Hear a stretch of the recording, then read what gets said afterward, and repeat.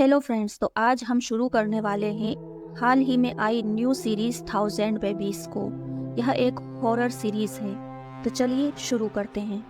Episode 1 की शुरुआत में हम कोट्टायम 2010 का सीन देखते हैं, जहां एक जंगल वाले घर में एक अखबार वाला अखबार देने आता है। उस अखबार वाले को एक खिड़की में से एक बूढ़ी टाइप की महिला नजर आती है, जो कि देखने में काफी भयानक लग रही होती है और वो सीढ़ियाँ खिसकाते हुए कहीं जा रही थी। यह देखकर वो लड़का डर जाता है और वो वहां से भाग जाता है। इसके बाद हमें उस बूढ़ी महिला का सीन दिखाया जाता है। वो सीढ़ी सरकाते हुए जाती है और एक दीवार से लगा देती है और वो मार्कर से उस दीवार पर कुछ लिखने लगती है। अगले दिन का सीन बताया जाता है, जहाँ बच्चे जंगल में खेल रहे होते हैं। ये बच्चे भी उसी महिला को देखते हैं। वो महिला अपना टाइपराइटर सुधार रही होती है। उस महिला को देखकर भी सारे बच्चे वहां से डरकर भाग जाते हैं। बच्चों को लगता है कि यह महिला पागल है और यह हमें पकड़ लेगी।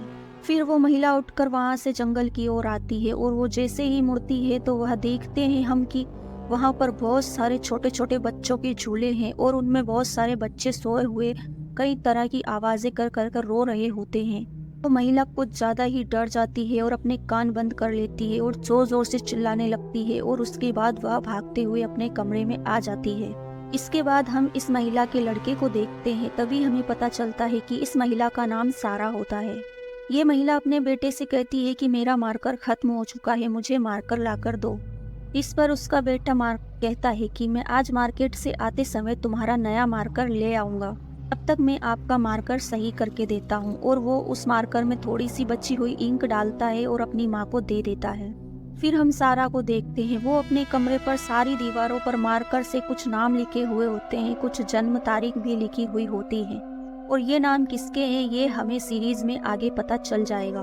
फिर हम उस महिला के बेटे विविन को जॉब पर देखते हैं, जहाँ वो एक लेबोरेटरी में जॉब करता है। फिर विविन मार्कर लेने के लिए मार्केट में जाता है तो वहाँ दुकानें बंद होती हैं और वो बिना मार्कर लिए ही अपने घर वापस आ जाता है। मगर यहाँ उसकी माँ मार्कर का इंतजार कर रही होती है। उसका बेटा माँ से कहता है कि मार्कर नहीं मिला, मैं आपको कल जरूर मैं लाके दूंगा। इतना सुनकर तो उसकी माँ उस कमरे में चली जाती है और जोर जोर से रोने लगती है। उसकी आवाज जैसे कि कोई चुड़ैलन रो रही हो, ऐसी आवाजें आती हैं। जब हमें पता चलता है कि सारा का दिमाग सही नहीं है, वो थोड़ी पागल टाइप की महिला है। उसकी ऐसी हालत देखकर उसका बेटा विपिन फिर से मार्केट के लिए तुरंत निकलता है। वो अलग अलग दुकानों पर मार्कर ढूंढने लगता है। फाइनली उसे एक दुकान पर मार्कर मिल ही जाता है। विपिन वे मार्कर लाकर अपनी माँ को दे देता है, जिससे उसकी माँ मार्कर लेकर बहुत ज्यादा खुश होती है और सारा फिर से दीवारों पर कुछ लिखने लगती है। अब ऐसे ही कुछ दिन बीतते हैं, जहाँ पर विपिन काम पर जाता था और महिला कुछ दीवारों पर लिखती रहती थी। तभी हमें पता चलता है कि सारा को हर आए दिन कुछ बच्चों की रोने की आवाजें सुनाई देती हैं। इसके बाद सारा टाइपराइटर में 2 लेटर टाइप करती है और वो अपने पड़ोसी के पास चली जाती है और उनसे मीट मांगने के लिए कहती है। वो आदमी उसे पैसे लेकर मीट लाकर दे देता है और सारा अपने बेटे के लिए शाम को अच्छा सा खाना बनाती है। फिर वो अपने बेटे विपिन से पूछती है, क्या मैं तुम्हें पागल लगती हूँ? इस पर विपिन कहता है, नहीं, मेरी माँ पागल नहीं है, मेरी माँ ने इतना अच्छा खाना बनाया है मेरे लिए, तो पागल कैसे हो सकती है? ये सारा अपने बेटे से कहती है, मैंने तुम्हें बचपन से कुछ नहीं करने दिया, जैसा मैंने चाहा वैसा ही तुम्हें बनाया और तुम्हें करने दिया। तुम्हारी बहुत इच्छा होती होगी ना कुछ करने की, यहाँ से बाहर निकलने की। उसका बेटा कहता है कि मैं अपनी इस जिंदगी से बहुत खुश हूँ माँ, आप क्यों स्ट्रेस ले रही हो, मुझे आपसे कोई शिकायत नहीं है। फिर उसकी माँ कहती है कि मैंने जिंदगी में एक बहुत बड़ा पाप किया है, जो मैं आज तुम्हें बताना चाहती हूँ। इतना बोलने के बाद सारा अपने बेटे को अपनी गलतियाँ बताने लगती है। इसके बारे में हमें बताया नहीं जाता।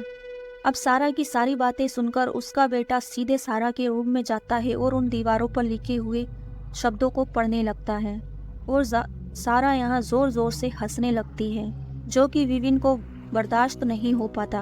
विपिन यहाँ अपना आपा खो देता है और अपनी मम्मी को दे मारता है और सारा के सिर से खून निकल आता है और वो फिर भी एक चुड़ैल की तरह हंस रही होती है। के बाद उसका बेटा सारा के रूम में आकर उसकी डायरी उठाकर वहाँ से चला जाता है। फिर हम अगले दिन देखते हैं कि सारा को हॉस्पिटल में अब होश आया है। डॉक्टर से कहती है कि मुझे एक वकील और एक पुलिस वाला चाहिए। डॉक्टर उन्हें बुलाते हैं और सारा दोनों को एक एक लेटर देती है और सारा उन्हें वो लेटर देकर कहती है कि तुम जो भी चाहो एक्शन ले लेना और यह लेटर जज साहब तक जरूर पहुंचा देना। फिर पुलिस वाला सारा के पड़ोसी जोशी से उसकी जानकारी लेता है। जोशी बताता है कि उसके घर में उसका बेटा है, वो अभी गायब है। के बाद वो पुलिस वाला उस लेटर को जाते हुए रास्ते में पढ़ता है। यहाँ तो उसके होश ही उड़ जाते हैं। अब इस लेटर में यहाँ क्या लिखा हुआ था ये तो हमें नहीं बताया गया है, लेकिन इसमें आगे हमें पता चल जाएगा। यहाँ पुलिस वाला नवाज अपने सीनियर को यह लेटर पकड़ा देता है। वो कन्फेशन पढ़कर तो उसका सीनियर भी चौंक जाता है, पर नवाज का सीनियर कहता है कि यह लेटर उस महिला ने उस वकील को भी दिया था ना। वो वकील कहीं वो लेटर सीधा जज साहब तक ना पहुंचा दे, इसलिए हमें उसे ऐसा करने से रोकना होगा। यह बात हमें छुपानी होगी। हम देखते हैं कि वो वकील तो यहाँ जज साहब तक पहुँच चुका था और उसने यह लेटर जज साहब को दे भी दिया होता है। उसी समय अनिल और नवाज भी वहाँ पहुँच जाते हैं। यह लेटर वे जज के हाथ में देखकर उनसे कहते हैं कि सर यह बहुत ही बड़ा सीक्रेट है, इसलिए आप इसे बहुत ही ध्यान से पढ़ना, क्योंकि यह बात बाहर नहीं जानी चाहिए वरना तबाही आ जाएगी। के बाद वे लेटर को खोलते हैं और पढ़ने के बाद उनके तो होश ही उड़ जाते हैं और वे अनिल से कहते हैं कि यह बात फैलने से हमें रोकनी होगी और हमें उस महिला के बारे में डिटेल निकालनी होगी। उसने इतना सब कुछ कैसे कर दिया? इस पर अनिल कहता है कि उस महिला ने यह सारे क्राइम्स दीवार पर भी लिखे हैं। उस महिला ने यह भी बताया है कि इसमें जो लिखा है वही उसकी दीवारों पर भी लिखा है। अब हमें उसके घर की तलाशी भी लेनी होगी। उसके घर की तलाशी लेने के लिए फिर जज उनको परमिशन दे देते हैं। यहाँ फिर अनिल तो हॉस्पिटल में उस महिला से मिलने निकल जाता है और वो नवाज पुलिस वाला उसके घर पहुँच जाता है। तब वो पुलिस वाला आकर हाई रेंज के ऑफिसर को कॉल करता है और कहता है कि यहाँ सारा तो मारी गई और यह भी कंफर्म हो गया है कि सारा ने जो अपने गुनाह कबूल किए हैं वो सब दीवार पर लिखे हैं। यहीं पर एपिसोड 1 खत्म होता है।